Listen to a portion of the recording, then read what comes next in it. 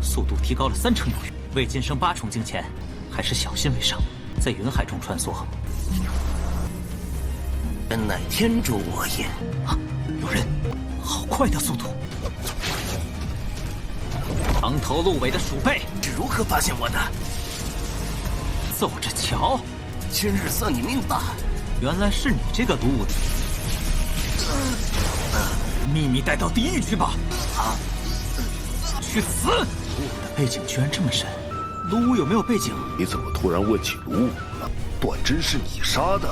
被我反杀，卢武必死无疑。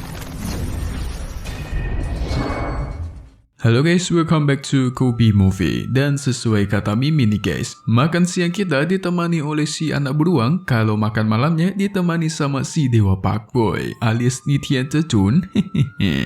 Dan di part kali ini, tepatnya part 89 NTZZ episode 110 Nitian Cecun, kita bakal melihat Hanyun yang dikejar-kejar oleh musuhnya. Dan tentunya bakal ada pertarungan yang mantap guys. Selain itu, Hanyun bakal kedatangan tetua Shen Qingqiu alias bapak angkatnya Hanyun guys. Mimin bilang ayah angkat soalnya dia baik banget sama si Hanyun dari awal. Udah kayak bapak sendiri asli. Ayo pasti udah pada penasaran kan? So langsung saja kita masuk ke part 89 NTZZ Nitian Cecun against the Sky Supreme melawan langit yang tertinggi. Selamat menonton. Di part sebelumnya, sang Dewa Pakboy yang akhirnya turun tangan, di mana Anpei yang terus menghinanya dan mengajaknya untuk bertarung secara persahabatan. Namun Anpei yang langsung mengeluarkan tinju iblis mautnya, menunjukkan kalau dia benar-benar ingin membantai Hanyun di waktu itu juga. Sehingga Hanyun yang kesal pun mulai serius. Bahkan pedang jiwa bintang Anpei, dia hancurkan dengan api Hongmeng.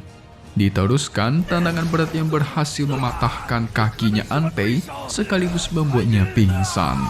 Pertarungan itu harus terhenti ketika tetua ketiga datang untuk menyelamatkan Anpei. Dia awalnya menuduh Hanyun, tapi saat Hanyun mengatakan soal faktanya didukung oleh para murid junior di sana, tetua ketiga pun tidak bisa berkata-kata dan memilih membawa Anpei pergi dari sana. Padahal Hanyun sudah siap kalau semisal tetua ketiga menyerangnya guys. Dia bahkan tidak ragu menggunakan ke-9 drone penyerang kelas menengahnya untuk melawan sang tetua ketiga. Setelah itu, Hanyun yang pergi duluan karena memiliki urusan penting yang harus dia selesaikan. Dia pun pergi ke Gunung Changling. Saat di tengah jalan, dia berhenti sejenak. Di sini dia menghitung, sekarang dirinya sudah bisa terbang setinggi 260 kaki di atas langit, atau kalau dijadikan meteran itu sekitar 80 meter guys. Dia juga ingat sebelum dirinya mencapai tingkat 8, dia hanya bisa terbang setinggi sekitar 60 meter. Jadi dia naik sekitar 20 meter guys, tinggi juga. Bahkan dihitung-hitung, sekarang kecepatannya itu meningkat sebesar 30%. Dia juga sengaja terbang dekat awan guys, agar bisa menyembunyikan keberadaannya, atau juga bisa menggunakan drone penghilang keberadaan. Hanyun sengaja memikirkan itu semua, karena dia sekarang yang memiliki banyak musuh. Jadi ya mesti hati-hati. Kemana-mana itu mesti diam-diam guys. Karena kalau semisal ketahuan, musuh pasti mengambil kesempatan. Dia yang curiga pun mencoba melacak sekitarnya dan menemukan ada seseorang yang mengikutinya.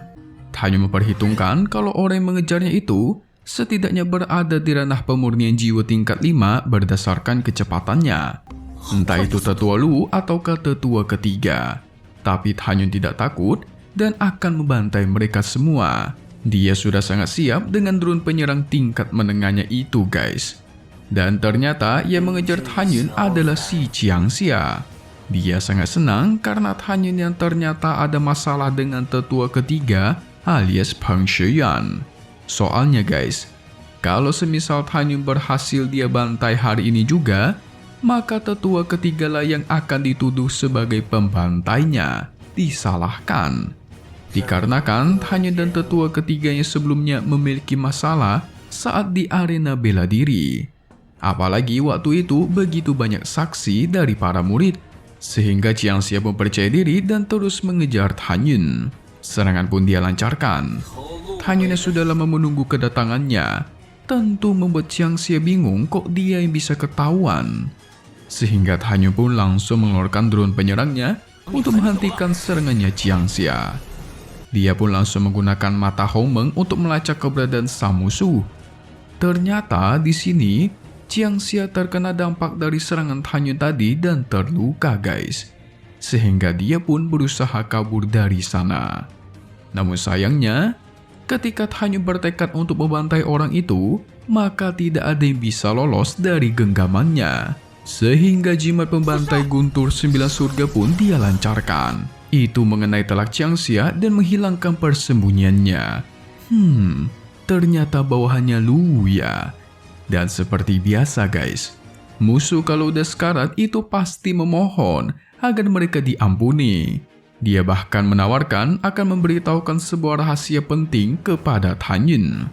Tapi Tan Yun tidak peduli dan kembali menyerangnya sehingga dia pun hancur berkeping-keping. Tidak lupa, sisa-sisa batu roh milik Jiang Xia dia ambil dan dia simpan. Dengan begini, tidak ada bukti kematiannya Jiang Xia guys. Soalnya kan mayatnya nggak ada, jadi nggak ada bukti tersisa gitu. Beda dengan anaknya Qiu Yongming dan si Li Zhechuan yang waktu itu mati di pegunungan. Terus mayatnya ditemukan sehingga Tan Yun lah yang dituduh. Singkat cerita, saat Han Yun kembali ke kebun obat, dia melihat ada tetua Shen Qingqiu dan Diakon Shen bersamaan. Tetua Shen yang sudah mendengar berita kalau Tan Yun mendaki pagoda, membuat dirinya begitu bangga sudah memasukkan Tan Yun ke divisi pil mereka. Tan Yun pun bertanya suatu hal kepada Diakon Shen. Dia bertanya soal Lu yang memiliki latar belakang hebat. Tentu Diakon Shen bingung kenapa dia yang tiba-tiba bertanya soal Lu. Yang ternyata guys, ayahnya Lu merupakan tetua keempat divisi pil gerbang peri. Latar belakangnya itu sangat kuat, sehingga Tan Yun harus membuat rencana yang sangat matang jika beneran ingin membantai Lu guys. Dikarenakan kedua kakek Shen ini merupakan orang yang paling Tan Yun percayai, jadi dia ingin mengungkapkan semuanya. Tan Yun pun bercerita kalau Tuan Chen yang dikirim oleh Lu untuk membantainya waktu itu. Tapi untungnya berhasil Tan Yun bantai balik.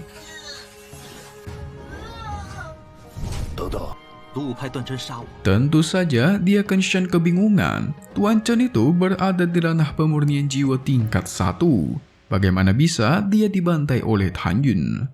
Tan Yun mengaku dirinya memiliki beberapa jimat kuat. Bahkan Jiang Xia yang baru-baru ini menyergapnya juga berhasil Tan Yun bantai dengan jimat itu. Sehingga jelas ini semua diperintahkan oleh Lu. Dan Lu mungkin tidak akan pernah menyerah untuk membantai Tan Yun. Diakon Shen mengakui kalau Su Ping sebenarnya memang ingin menyingkirkan Lu. Karena di sini Su Ping sudah tahu guys, waktu itu Lu lah yang mengirimkan Li Zhechuan untuk meracuni rumput giok kebangkitan jiwa. Tapi masalahnya, jika Lu kenapa-napa, maka ayahnya enggak bakal tinggal diam. Jadi sekarang mereka tidak bisa menyentuhnya sama sekali. Tapi kan ayahnya Lu itu merupakan tetua gerbang peri. Kalaupun semisal Lu meninggoy, harusnya sang ayah tidak memiliki hak untuk menyalahkan ketua divisi gerbang dalam. Memang benar ayahnya itu nggak bisa bertindak guys. Tapi masalahnya guru dari ayahnya itu merupakan ketua gerbang suci di divisi pil mereka yang sekarang. Buset, makin kuat aja itu latar belakangnya Lu guys. Sangat kuat menurut Mimin. Setelah Su Ping menyerahkan pil kebangkitan jiwa, maka dia akan diangkat juga menjadi tetua divisi pil gerbang peri. Dan saat itulah Lu akan terbantai. Karena dengan Su Ping menjadi tetua gerbang peri, dia baru bisa menyentuh Lu guys. Ujung-ujungnya kita butuh power atau jabatan guys. Tan Yun yang mengerti pun pamit pergi karena ada urusan penting. Tetua Shen Qingqiu juga menitip pesan agar dia berhati-hati, apalagi dia sekarang banyak musuh. Saat di luar, Tan Yun pun menguping pembicaraan mereka. Di sini mereka sedang membicarakan Su Ping yang masih berada di rumah lelang Huangfu dan sudah menunggu sekitar 3 bulan lamanya guys. Sehingga Tanyun yang mendengar itu pun langsung secepatnya berubah menjadi mode Grandmasternya dan secepatnya pergi ke lelang Huangfu guys. Mantap. Eits, jangan kemana-mana dulu nih guys. Masih ada spoiler yang bakalan seru nih. Pasti kalian penasaran kan? Gimanakah Shen Suping yang akhirnya bertemu dengan gurunya setelah penantian 3 bulan lamanya? Hayo, so langsung saja kita masuk ke bagian spoiler untuk part 90 NTZZ episode 111 Nitian Cecun yang bakal rilis di Senin nanti guys. Jadi, nanti si Tanyun dengan mode Grandmasternya akan mengatakan suatu hal yang cukup membangunkan. Dia mengatakan, tunggu kamu nanti menjadi cukup kuat, barulah kamu pasti bisa membantai semua musuhmu. Nah di sini kita nggak diperlihatkan nih, siapakah yang Tanyun katakan itu. Sepertinya sih menurut Mimin, kayaknya dia katakan itu semua untuk si Song Hong. Sepertinya ya guys ya, mungkin mereka ketemu di tengah jalan gitu. Sementara di kediaman Luwu, salah satu murid melaporkan kalau lampu kehidupan milik Jiangxia itu sudah padam. Martikan kalau dia itu sudah meninggoy guys. Luwu saking kagetnya sampai mencekik murid itu. Dia tidak percaya akan berita ini. Sementara di sisi lain, di sini kita diperlihatkan Tanyun yang malah memegang tangannya Suping sambil membicarakan soal cinta-cinta gitu guys. Entah apa maksudnya ini ya. Apa jangan-jangan Tanyun kali ini mau mengeluarkan ultimate-nya guys, yaitu kekuatan Pak Boy. Suping nanti mau dia sikat juga jangan-jangan nih. Ngeri-ngeri nih Dewa Pak Boy satu ini asli. Sementara di sisi lain, tetua ketiga yang menghampiri Luwu dan mengatakan dengan perasaan yang sangat yakin kalau si Tanyun lah yang membantai Jiangxia sebelumnya. Tentu Luwu kaget mendengar itu guys. Dia pun penasaran bagaimanakah tetua ketiga yang bisa tahu akan hal itu. Nah di sini Mimi yakin tetua ketiga akan menjelaskan kekuatan Tanyun nanti. Pasti setelah ini mereka bakal bergabung dan membuat rencana yang lebih hebat lagi untuk membantai Tanyun.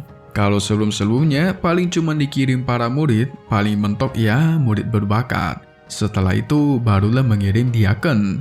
Dan sekarang udah diaken yang dibantai oleh Tanyun, Tuan Chen dan Jiangxia. Nah Mimi yakin nih, setelah ini mereka bakal turun tangan sendiri sebagai tetua guys untuk membantai Tanyun seorang.